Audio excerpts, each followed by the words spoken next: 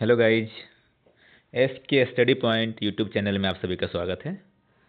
आज हम लोग पुनः देखेंगे भारतीय संविधान का लेक्चर 7 से स्टार्ट कर रहे हैं। मौलिक कर्तव्य, फंडामेंटल ड्यूटीज। सबसे पहले मौलिक कर्तव्य भारत के संविधान में कहाँ से लिया गया? रूस के संविधान से लिया गया। कहाँ के संविधान से? रूस के संविधान से। कितने के अंतर्गत आता है? भाग 4 के को के अंतर्गत मौलिक कर्तव्य है। अनुच्छेद 51 का को के अंतर्गत आता है। अनुच्छेद 51 का को के अंतर्गत मौलिक कर्तव्य है। इसे कौन सी समिति द्वारा जोड़ा गया था भारतीय संविधान में? सरदार स्वर्णसिंह समिति की सिफारिश के आधार पर इसे जोड़ा गया था। 42वां संविधान संशोधन 1976 ईस्वी में जोड़ा गया था।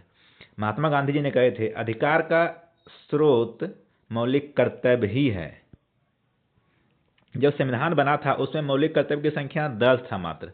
वर्तमान समय में कितना है? 11 है। 11वां मौलिक कर्तव्य कब जोड़ा गया था?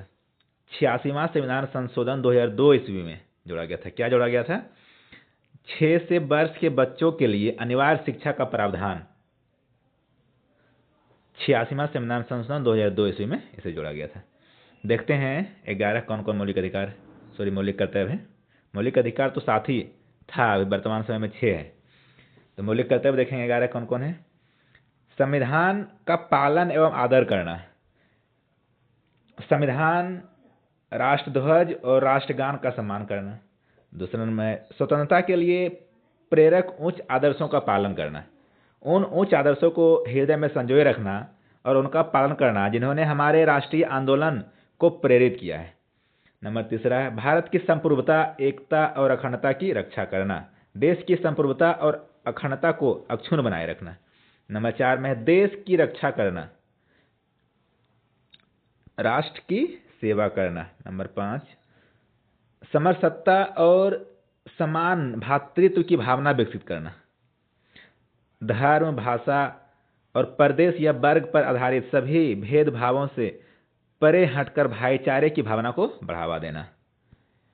ये 5वां है। छठा है सामाजिक संस्कृति का महत्व समझना। हमारी मिलीजुली संस्कृति की समृद्ध विरासत को महत्व देना और उसका संरक्षण करना। 7वां है प्राकृतिक पर्यावरण की रक्षा एवं संरक्षण, जैसे वन, झीलों, नदियों और वन्य जीव सहित प्राकृतिक पर्यावरण की रक्षा करना और उसका संवर्धन करना। 8वां है वैज्ञानिक दृष्टिकोण का विकास करना। वैज्ञानिक दृष्टिकोण, मानववाद, जनार्दन तथा सुधार की भावना का विकसित करना। 9वां है सार्वजनिक संपत्ति की सुरक्षा करना। सार्वजनिक संपत्ति को सुरक्षा करना और हिंसा से दूर रहना। 10वां है व्यक्तिगत और सामूहिक गतिविधियों में विकास करना या उत्कृष्टता। उन सभी क्षेत्रों में व्यक्तिगत और सामूहिक गतिविधियों में उत्कृष्टता की ओर बढ़ने का सतत प्रयास करना। 11वां है जो कि 2002 ईस्वी में जोड़ा गया था, 6 से 14 वर्ष तक की आयु के बच्चों के माता पिता या अभिभावक द्वारा उन्हें शिक्षा का अवसर प्रदान करना। इसे जोड़ा गया था 86वां संविधान संशोधन 2002 ईस्वी में।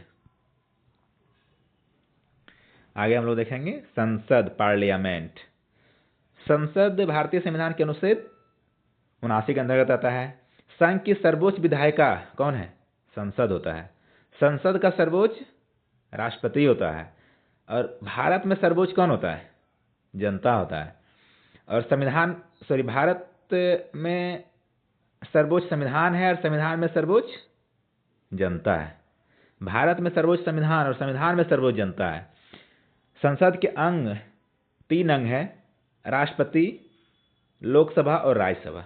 संसद के 3 अंग होता है, राष्ट्रपति, लोकसभा और राज्यसभा। संसद की शक्ति, संसद का शक्ति विधायी शक्तियां एवं कार्य है, कार्यकारी शक्तियां एवं कार्य, वित्तीय शक्तियां एवं कार्य, सांविधानिक शक्तियां एवं कार्य, न्यायिक शक्तियां एवं कार्य, निर्वाचक शक्तियां एवं कार्य, अन्य शक्तियां एवं कार्य। संसद का मुख्य कार्य होता है देश के संचालन के लिए विधियां बनाना, यानी कानून बनाना। कौन बनाता है? संसद बनाता है। संविधान संशोधन करने की शक्ति किसके पास है? संसद के पास है। संविधान संशोधन के लिए विधेयक राज्यसभा तथा लोकसभा में अलग अलग पारित करना होता है। अनुच्छेद 53 कहता अंतर करार, यानी अंतर्राष्ट्रीय समझौते को लागू करने के लिए राज्य की अनुमति की कोई जरूरत नहीं होगी। महाभियोग लगाने की शक्ति किसको है? संसद को है। किसके पर लगता है महाभियोग? राष्ट्रपति, सर्वोच्च न्यायालय तथा उच्च न्यायालय के मुख्य न्यायाधीश पर महाभियोग लगाने की शक्ति किसको है? संसद के पास है। संयुक्त अधिवेशन अनुच्छेद 108 के अंतर्गत आता है। संयुक्त अधिवेशन की प्रक्रिया तब अपनाई जाती है जब लोकसभा तथा राज्यसभा के बीच मतभेद हो। यानी संयुक्त अधिवेशन कब बुलाया जाता है? जब लोकसभा और राज्यसभा के बीच मतभेद हो, किसी विधेयक पर किए गए संशोधन में दोनों सदनों असहमत हो। कोई भी विधेयक पर संशोधन किया गया, इसमें दोनों सदन असहमत हो, तब पर भी संयुक्त अधिवेशन बुलाया जाता है। जब एक सदन द्वारा साधारण विधेयक को दूसरा सदन अस्वीकार कर दे तो पर भी संयुक्त अधिवेशन बुलाया जाता है। यदि दूसरे सदन के पास पहले सदन द्वारा पारित विधेयक 6 माह से लंबित हो, इस परिस्थिति में भी संयुक्त अधिवेशन बुलाया जाता है। अब तक संयुक्त अधिवेशन कितना बार हुआ है भारत में? 3 बार हो चुका है। कब कब हुआ है? तो पहला है 1961 ईस्वी में दहेज प्रतिबंध डोरी एक्ट की तरह लगा था, जवाहरलाल नेहरू उसमें प्रधानमंत्री थे। दूसरा हुआ था बैंकिंग सेवा के लिए 1978 ईस्वी में, उसमें मोरारजी देसाई थे। तीसरा हुआ था 2002 ईस्वी में आतंकवाद निवारण के लिए, उसमें प्रधानमंत्री थे कौन? अटल बिहारी वाजपेयी जी थे। संसद के सत्र, संसद के मुख्य रूप से 3 सत्र होता है। पहला सत्र बजट सत्र होता है जो कि फरवरी के तीसरे सप्ताह से स्टार्ट होता है। दूसरा मानसून सत्र जुलाई के तीसरे सप्ताह से स्टार्ट होता है। तीसरा है शीतकालीन सत्र नवंबर के तीसरे सप्ताह से स्टार्ट होता है। सत्रों के संबंधित कुछ नियम है। क्या क्या नियम है? साल में कम से कम 2 सत्र होना अनिवार्य है और 2 कार्मिक सत्रों के बीच 6 माह से ज़्यादा अंतराल नहीं होना चाहिए। अगर कोई सांसद बिना बताए 60 दिन अनुपस्थित रहे तो उसका स्थान रिक्त हो जाता है। गणपूर्ति के लिए सदन की कार्यवाही के लिए कुल सदस्यों का 1/10वां भाग उपस्थित होना आवश्यक है। संचित निधि पर संपूर्ण नियंत्रण किसका होता है? संसद का होता है। बहुत इंपॉर्टेंट है ये। संचित निधि पर संपूर्ण नियंत्रण संसद का होता है। महत्वपूर्ण शक्तियां ये पहले बताया है।